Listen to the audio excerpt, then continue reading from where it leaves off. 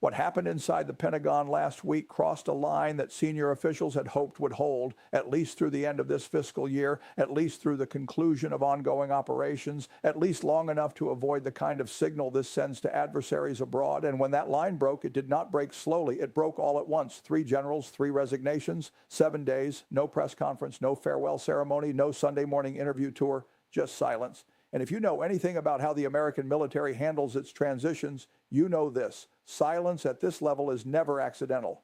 For months now, there had been signals coming out of Washington, not from official briefings, not from formal press releases, just signals that something unusual was building inside the command structure of the U.S. military. These were the kinds of signals that don't make headlines. They show up in behavioral patterns, in the tone of closed-door congressional hearings, in the carefully worded non-answers given by spokespeople who are very good at saying a great deal without saying anything at all. The generals in question, we'll walk through each of them in detail, had been distinguished, yes, decorated, long-serving, the kind of officers whose careers span multiple theaters, multiple administrations, multiple decades of doctrine evolution, but they had also been, in recent months, increasingly quiet in ways that their colleagues noticed. Their moves, historically visible, historically vocal, had followed a certain rhythm, a cadence, almost a predictability, testimony here, advisory appearance there, joint statement with NATO counterparts when the situation demanded. But what set off quiet alarm bells in the halls of the Pentagon and on Capitol Hill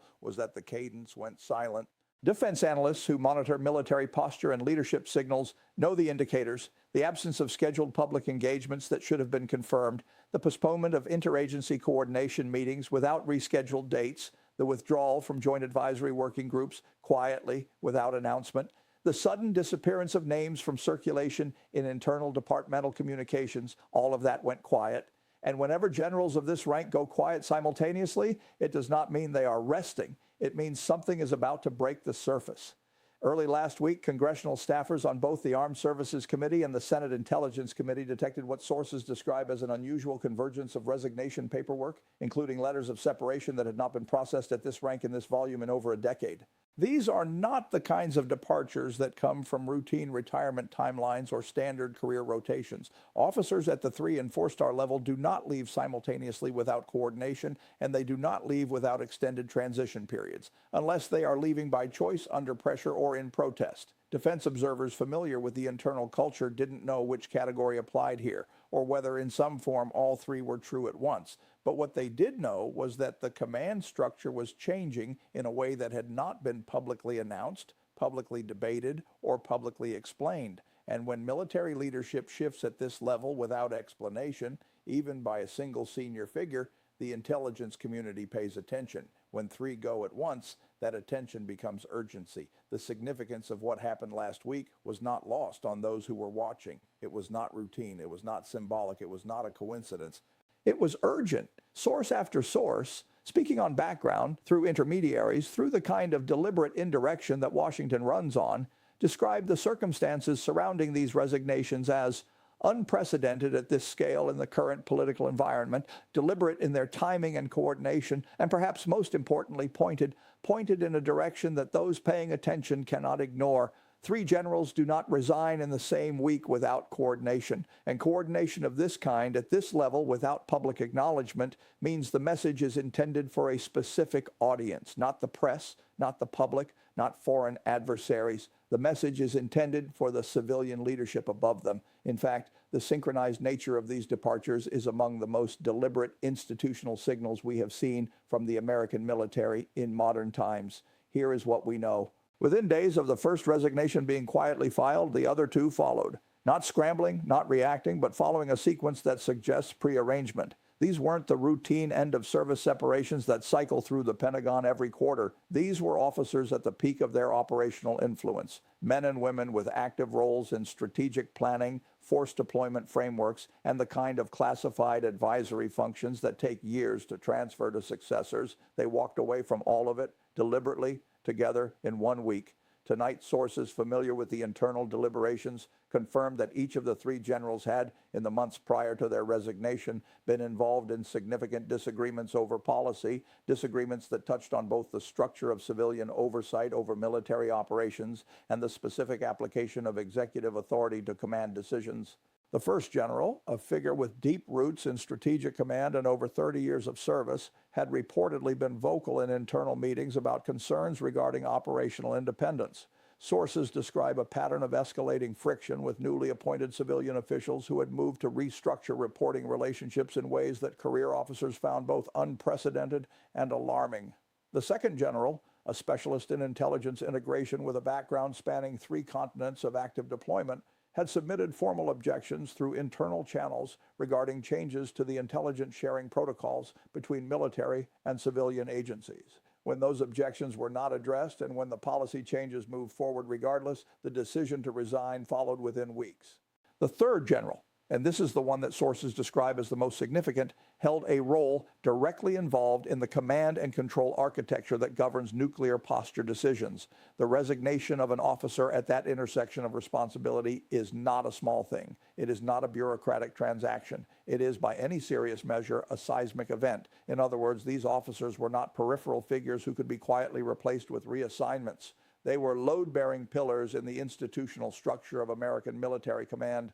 The gaps they have left are not administrative, they are operational, and operational gaps at this level during a period of active global tension do not go unnoticed by the people whose job it is to notice. And here's where the story becomes even more consequential. Analysts now believe that the policy shifts driving these resignations were not accidental friction, not the ordinary grinding of bureaucratic gears that comes with any change of administration.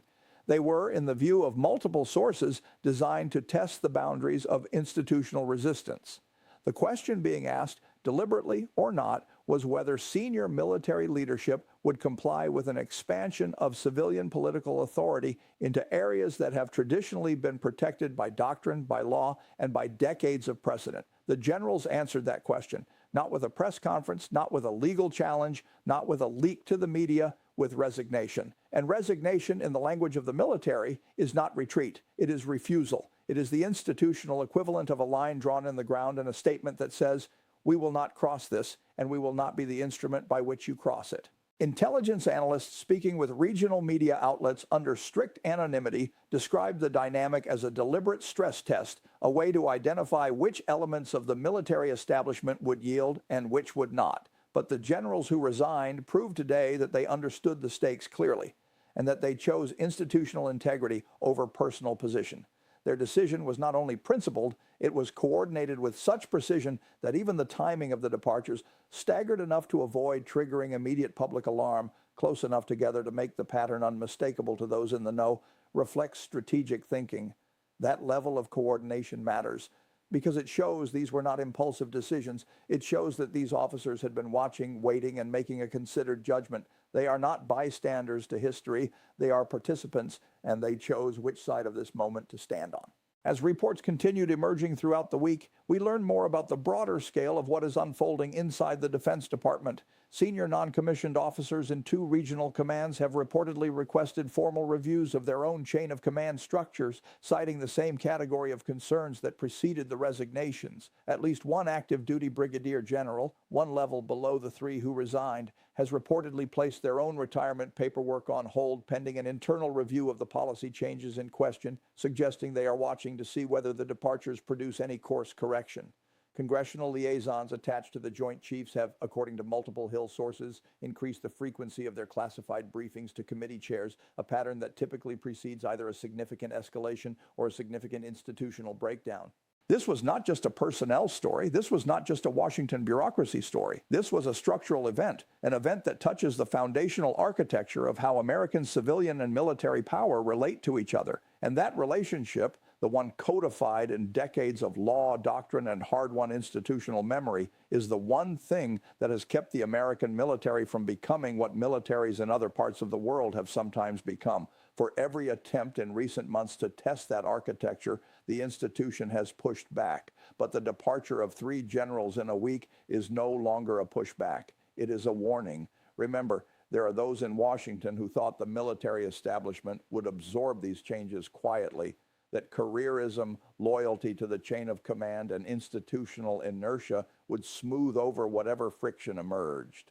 They thought the generals would adapt, adjust, and find a way to work within the new framework regardless of their personal reservations. They thought institutional resistance was a thing of the past, a relic of an era before consolidated executive authority, before the restructuring of oversight relationships, before the normalization of political loyalty as a criterion in military appointments. But tonight, the exact opposite is happening. 3 of the most senior officers in the American military have demonstrated that institutional conscience is not, in fact, a relic. The precedent they have set, quiet, coordinated, unambiguous, will be studied in war colleges for years. And the message that precedent carries up the chain of command is one that cannot be unsent. What makes this moment so significant and so dangerous in its implications is that these resignations arrived at a moment when the civilian leadership overseeing the military is already under extraordinary pressure from multiple directions. Hawks within the administration want aggressive forward posture and expanded executive latitude over deployment decisions. Isolationist factions want a rapid drawdown of overseas commitments and a reorientation of military priorities toward domestic concerns. Allies in NATO and the Indo-Pacific want reassurance, clear, credible reassurance, that American military commitments remain stable and that the officers managing those commitments have not been replaced by figures selected for loyalty over competence. Congressional oversight committees want answers that the executive branch has so far declined to provide about what exactly prompted 3 generals to walk out the door in the same week. The civilian leadership is attempting to balance all of these demands while simultaneously managing the operational reality that the military is not, at this moment, running at full senior capacity. And when leaders in that position make sudden structural moves that cause the resignation of the people responsible for executing those moves, they are not doing it from a position of comfortable authority. They are doing it from a position of pressure. They are doing it because something is driving them forward faster than institutional caution would normally allow. And that acceleration and that urgency is the thing that those watching from the outside should be paying the closest attention to. Congress's formal inquiry, now distributed to relevant committee members in classified summary form, was designed to signal that the legislative branch is not willing to allow this level of military leadership disruption to pass without scrutiny. Senior members of the Armed Services Committee said plainly in a joint statement that the circumstances surrounding the resignations were inconsistent with the established norms of civilian-military relations and the orderly management of national security institutions. That is diplomatic language 4. We know something happened. We know it was serious, and we are putting everyone on notice that we intend to find out exactly what it was. You do not usually hear that tone from a committee whose members include former military officers, former secretaries of defense, and individuals who have spent careers carefully managing the relationship between Capitol Hill and the Pentagon, unless what they are looking at is genuinely alarming. The formal inquiry is now open, and formal inquiries at this level, once opened, tend not to close without answers. Meanwhile, the generals themselves have said nothing publicly. No statements, no interviews, no carefully worded letters released through legal representatives, and their silence is in its own way the most eloquent thing they could have said. Because these are men and women who know how Washington works. They know that silence draws attention. They know that the absence of explanation at their level in this context is itself a form of communication. Their silence says, we will not dignify this with a public spectacle. Their silence says the record will speak for itself. And their silence says, most clearly of all, we are not finished. Officers at this rank do not simply disappear into retirement. They sit on advisory boards. They consult for defense contractors. They testify before committees. They write books, give lectures, and in some cases, they return to service in different forms. These 3 generals stepping back does not mean they are stepping out. It means they are choosing a different instrument. Here is what makes the situation even more concerning. The resignations were not isolated. In the same week that these 3 generals filed their paperwork, 2 senior civilians at the Defense Intelligence Agency submitted formal requests for reassignment, citing policy disagreements that sources describe as directly related to the same issues driving the military departures. A deputy assistant secretary in the Office of the Secretary of Defense declined to renew their appointment, leaving a gap in the civilian policy infrastructure that mirrors the gaps now present in the uniformed chain of command. Multiple mid-level staffers in the National Security Council, the body that sits at the very intersection of civilian and military strategic authority, have reportedly begun quietly exploring options outside government. All of this happened within the same 7-day window. When this many people move simultaneously, it means something larger is underway. It means the pressure is not localized. It is not limited to a personality conflict or a single policy dispute. It is systemic.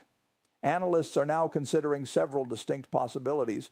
One is that the generals resigned in anticipation of being asked to carry out orders they considered legally or constitutionally untenable, and chose resignation over compliance as the cleaner and more defensible course of action. Another is that they were effectively forced out, that the pressure applied to them through restructured reporting relationships and the insertion of politically aligned intermediaries made their continued service untenable in a practical sense, and that their resignation was less a choice than an inevitability they accelerated on their own terms. A third possibility, the one that is generating the most concern in the analytical community, is that these three generals are the first visible piece of a much larger realignment that is underway inside the military establishment, a deliberate, coordinated separation of the most institutionally independent senior officers designed to create space for a different kind of military leadership to move into their positions.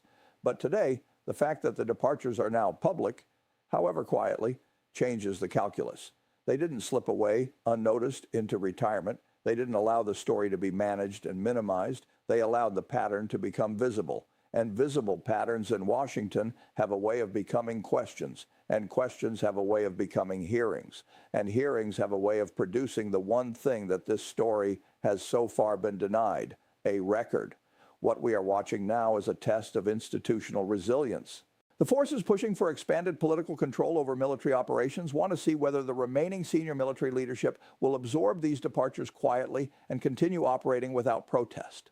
The generals who resigned want to demonstrate that there is a floor, a point at which the military establishment will not be compliant, will not be silent, and will not allow its institutional independence to be quietly dissolved. Congressional oversight bodies want to prevent the kind of precedent that would make this kind of departure the new normal, a pattern in which the most principled officers are systematically removed and replaced by those most willing to comply. And the American public, who are for the most part not aware that any of this happened, has a right to understand what is being decided quietly in their name. Tonight, we have heard from sources on Capitol Hill who are now actively monitoring personnel movements across all branches of the senior military structure. They say the pace of quiet departures, resignations, reassignment requests, decisions not to renew appointments has measurably increased since the beginning of this year. They say the three generals who resigned last week were not the beginning of this pattern. They were simply the moment it became too concentrated to ignore. And they say the decision by these officers to file their paperwork in such close succession, whether deliberately coordinated or the product of independent individuals reaching the same conclusion at the same time, is likely part of a broader institutional response intended to force the pattern into visibility before it becomes irreversible. But the civilian leadership overseeing the military is not retreating. In fact, based on everything we are hearing tonight, they are pressing forward. Their response, quiet, unsanctioned, and deliberately unacknowledged, has sent a message to the generals that the policy direction will not change. And it has sent a message to the Congress that the executive branch intends to manage this story on its own terms.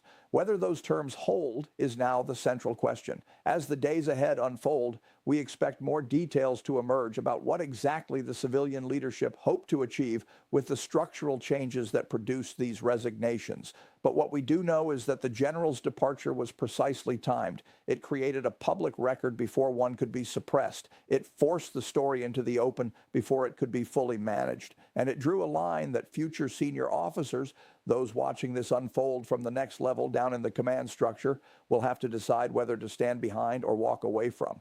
What happens next will depend entirely on what the civilian leadership does in the next several weeks. If they pause, if they review the policy changes that generated this response and make even modest accommodations to the institutional concerns being raised, this moment will be remembered as the inflection point at which a serious crisis was narrowly averted. If they press forward without acknowledgement, the generals who have already departed have made their position clear, and those still serving have already been shown the door that their predecessors chose. And tonight, for the first time in years, the relationship between America's civilian government and its uniformed military leadership appears genuinely fragile.